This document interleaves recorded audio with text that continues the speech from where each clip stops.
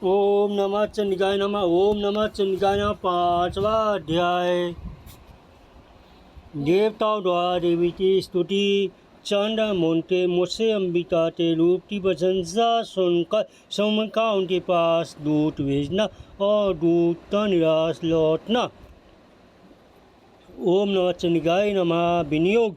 ओम इस उत्तर चैत्य रुद्र ऋषि हैं, माँ सरस्वती देवता हैं, निष्पद संदेह, भीमा सत्य, भामरी बीजे, सूर्य तत्व और सामवेद स्वरूप है। माँ सरस्वती महासरस्वती की प्रसन्नता के लिए उत्तर चैत्य पास में इसका विनियोग किया जाता है। ध्यान।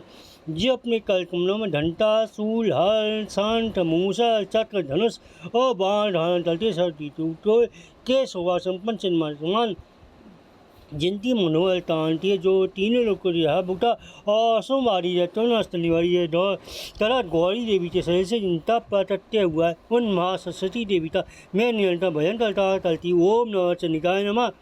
ऋषि कहते हैं, पूर्व काल में सोम और निशुम नाम असुरों ने अपने बलते धमन में आता शशि पति इंद्र के हाथ से तीनों लोकों का राज्य और एक बार सिले भी दोनों सूर्य चंद्रमा कुबेर यम वरुण का अधिकार भी उपयोग करने लगे।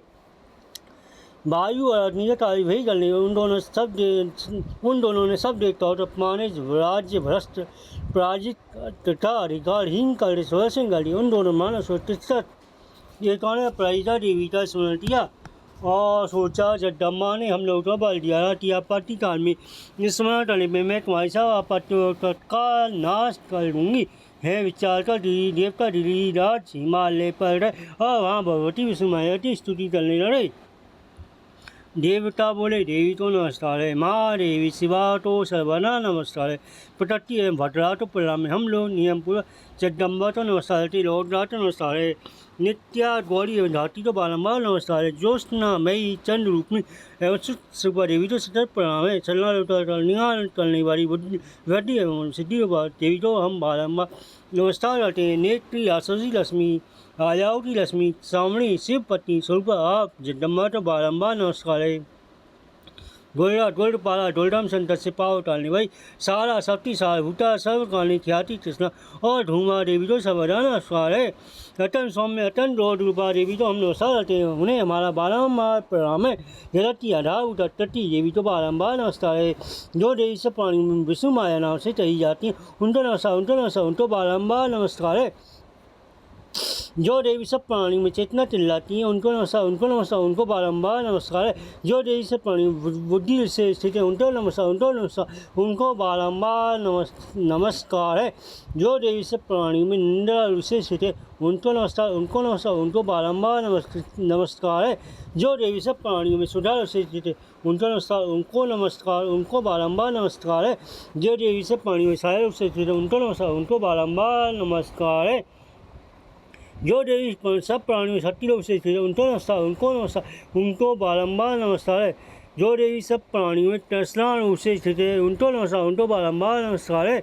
जो देवी सब प्राणियों में शांति समा रूप से स्थित है उनको बारम्बार नमस्कार है। जो देवी सब प्राणी में जाति रूप से स्थित है उनको बारम्बार नमस्कार है। जो देवी सब प्राणी में लज्जा रूप से स्थित है उनको बारम्बार नमस्कार है। जो देवी सब प्राणी में शांति रूप से स्थित है उनको बारम्बार नमस्कार है। जो देवी सब प्राणी में श्रद्धा रूप से स्थित है उनको बारम्बार नमस्कार है। जो देवी सब प्राणी में क्रांति रूप से स्थित है उनको बारम्बार नमस्कार है। जो देवी सब प्राणी में लक्ष्मी रूप से स्थित है उनको बारम्बार नमस्कार है। जो देवी सब प्राणी में व्यक्ति रूप से स्थित है उनको बारम्बार नमस्कार है। जो देवी सब प्राणी में स्मृति रूप से स्थित है उनको बारम्बार नमस्कार है। जो देवी सब प्राणी में दयालु रूप से स्थित है उनको बारम्बार नमस्कार है। जो देवी सब प्राणी में तुष्टि रूप से स्थित है उनको बारम्बार नमस्कार है। जो देवी सब प्राणी में माता रूप से स्थित है उनको बारम्बार नमस्कार है।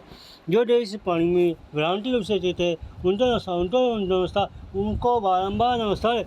जो जीवों के इंद्रिय बल अधिष्ठात्री देवी एवं सब प्राणियों में सदा व्याप्त रहने वाली उन व्याप्ति देवी को बारम्बार नमस्कार है। जो देवी चैतन्य रूप से संपूर्ण जगत को व्याप्त करते स्थित है उनको बारम्बार नमस्कार है। पूर्व काल में अपने अवस्थिति प्राप्त होने से देवताओं ने जिनकी स्तुति की था। देवराज इंद्र ने बहुत दिनों का जिनका सेवन किया, वह कल्याणी साधना भूता ईश्वरी हमारा कल्याण मंगल करे, तरह सारी आपत्तियों सत्ता नष्ट डालें। उद्दन दैत्य सताई हम सभी लोग देवता जिन परमेश्वर इस समय नमस्कार करते हैं तथा जो भक्ति से बिना उनको स्मरण की जाने के बाद तत्काली सपूर्ण विपत्तियों का नाश कर वे जगदम्बा हमारा संकट दूर करें। ऋषि कहते राजन ईश्वर जब देवता स्तुति कर रहे थे तब पार्वती देवी गंगा जी के जल में स्नान करने के लिए वहाँ आई। उन्होंने उन सुंदर भावों वाली भगवती ने देवताओं से पूछा, आप लोग यहाँ किसकी स्तुति करते हैं? तब उन्हीं के सही कोष से उत्पन्न हुई शिवा देवी बोली, समुदैत्य से तिरस्कृत और युद्ध में निशम से पराजित हो यहाँ एकत्रित हुए ये समझ देवता मेरी स्तुति करते हैं। पार्वती देवी के शरीर से अंबिका का प्रादुर्भाव हुआ था, इसलिए वे समस्त लोगों में कौशिकी कही जाती हैं। कौशिकी के पुत्र उन्होंने पार्वती देवी का शरीर काली लंका हो गया। वे हिमालय पर रहने वाली कालिका देवी नाम से विख्यात हुई। तदनंतर सुम निशम के भट्ट चंद मुंड वहाँ आए और उन्होंने परम मनोहर रूप धारण करने हुए अंबिका देवी को देखा। फिर वे समुद्र के पास जाकर बोले, महाराज एक अत्यंत मनोहर स्त्री है जो अपनी दिव्य कांति से हिमालय को प्रकाशित कर रही है। वैसा उत्तम रूप कहीं किसी ने भी नहीं देखा। और असुरेश्वर पता लगाइए वह देवी कौन है और उसे ले लीजिए। स्त्रियों में तो वह रत्न है, उसका प्रत्येक अंग दिव्य बहुत ही सुंदर है। क्या वह अपने दिव्य अंगों प्रभा से संपूर्ण दिशाओं में प्रकाश फैला रही है। देवराज अभी वह हिमालय पर मौजूद है, आप उसे देख सकते हैं। वो तीनों लोगों में मणि, हाथी और घोड़े आदि जितने भी रतन हैं वे सब इस समय आपके घर में शोभा पाते हैं। हाथियों में रतनभूत ऐरावत है, परिजात का वृक्ष और उच्चेसवा घोड़ा है, सब आपने इंद्र से ले लिया है। हंसों से जुटा हुआ है विमान भी आपके आंगन में शोभा पाता है। रतनभूत अद्भुत विमान जो पहले ब्रह्मा जी के पास था अब आपके यहाँ लाया गया है। महापदम नामक नदी आप कुबेर से छीन लाए हैं।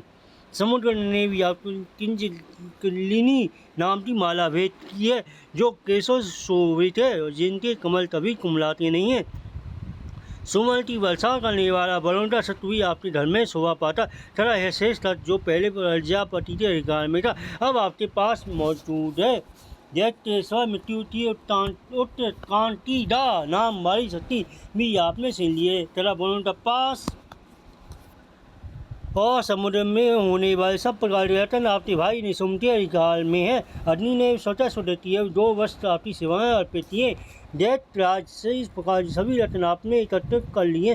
फिर जो स्त्रियों में रतन कल्याणमयी देवी है इसे आप क्यों नहीं अपने अधिकार में कर लेते।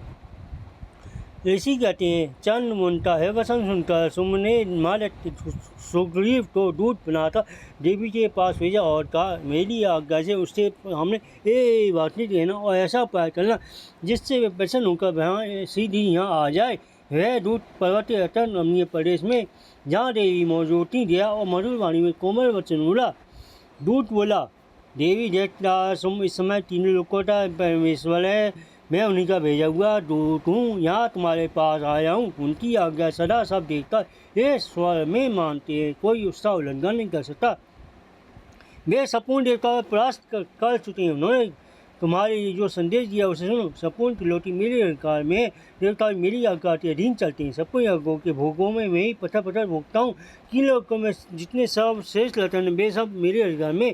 देवराज इनका बाण ऐरावत जो हाथियों में रतन थे समान मैंने छीन लिया है। शील सागर का मंथन करने जो अश्वरतन उच्चेश्वर नामक घोड़ा प्रकट हुआ था उसे देवताओं ने मेरे पैरों में पलटा समर्पित किया है।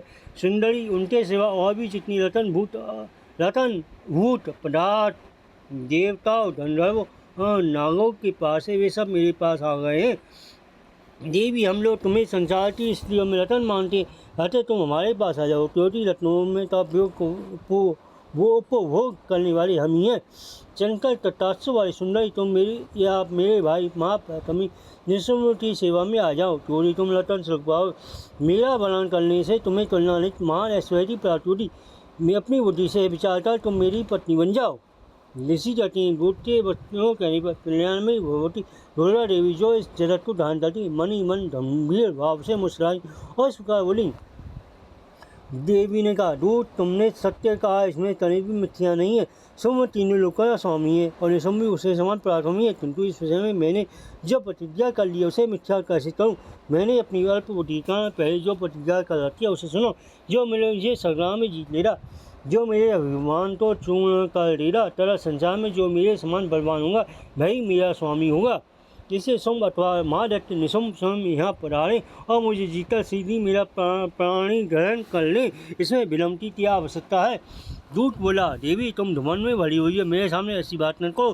तीन लोगों में कौन ऐसा पुरुष है जो निशुम के सामने खड़ा हो सके? देवी अन्य देवताओं के सामने सारे देवता भी युद्ध में नहीं खेल सकते, तुम अकेली स्त्री होता कैसे खेल सकती हो? जिन सोम आदि देवताओं के सामने इंद्र आदि सब देवता भी युद्ध में खड़े नहीं हुए, उनके सामने तुम्हारा स्त्री होकर कैसे जाओगी?